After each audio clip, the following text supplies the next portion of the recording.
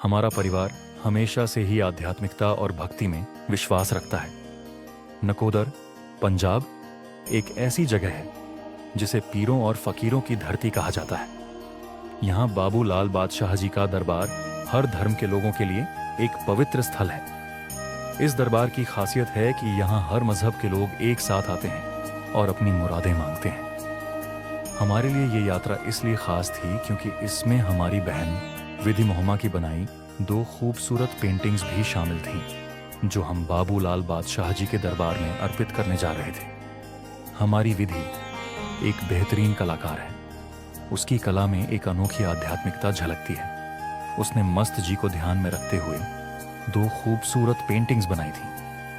पहली पेंटिंग थी बाबू लाल बादशाह जी की, जिसमें उनकी शांत और करुणामयी मुस्कान को विधि मोहम्मा ने बड़े ही प्यार से उकेरा था।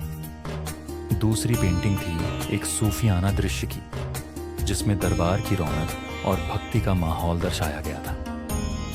इन पेंटिंग्स को बनाने में विधि मोहम्मा ने कई रातें जागकर बिताई थीं। उसका कहना था कि ये पेंटिंग सिर्फ कला नहीं, बल्कि उसकी आस्था और श्रद्धा का प्रतीक है। नकोदर की यात्रा हमारा परिवार जालंधर कैंट से नकोदर के लिए रवाना हुआ। नकोदर जालंधर जिले में स्थित है।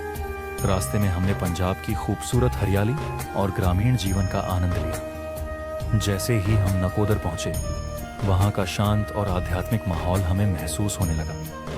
डेरा बाबू लाल बादशाह जी का दरबार एक ऐसी जगह है जहां हर कदम पर आपको शांति और सुकून मिलता है। दरबार में प्रवेश करते ही हमारा मन भक्ति में डूब गया। संगमरमर से बना ये दरबार अपनी सुंदरता और शांति के लिए प्रसिद्ध है। अगरबत्तियों और धूप की सुगंध ने पूरे माहौल को और भी आध्यात्मिक बना दिया था। हमने देखा कि वहाँ हर धर्म के लोग मौजूद थे। हिंदू, मुस्लिम, सिख सभी एक साथ प्रेम और सद्भाव के साथ बाबूलाल बादशाह जी के दर्शन कर रहे थे। ये नज़ारा अपने आप में एक अनोखा संदेश देता है कि आस्था किसी धर्म की मोहताज नहीं होती। हमने सबसे पहले दरबार में माथा टेका। मस्त जी की विधि में भक्ति और श्रद्धा के साथ बाबूलाल बादशाह जी को याद करना और उनकी शिक्षाओं का पालन करना शामिल है।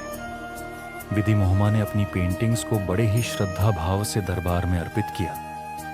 हमने देखा कि दरबार के सेवादारों ने पेंटिंग्स को बहुत सम्मान के साथ स्वीकार किया और उन्हें दरबार के एक विशेष स्थान पर रखा। मोहम्मा की आंखों में खुशी के आंसू थे, क्योंकि उसका सपना पूरा हो रहा था। मन्नत मांगना दरबार में हमने अपनी मन्नत मांगी। परिवार की सुख शांति के लिए प्रार्थना की। माँ ने विधि मोहम्मा के उज्जवल भविष्य के लिए मुराद मांगी और मैंने समाज में प्रेम और एकता की कामना की। बाबू लाल बादशाह जी का दरबार मन्नतों को पूरा करने के लिए प्रसिद्ध है। लोग कहते हैं कि सच्चे दिल से मांगी गई हर मुराद यहाँ पूरी होती है।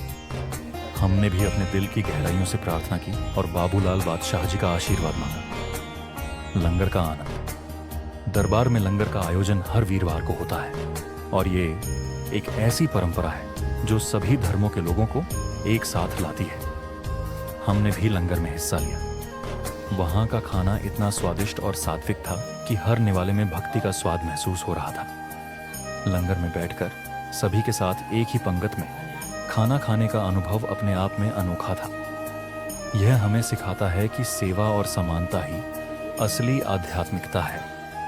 दरबार का माहौल। दरबार में कव्वालियों और सूफी गानों की प्रस्तुति हो रही थी। कव्वालियों की रिकॉर्डिंग्स ने माहौल को और भी सूफियाना बना दिया था।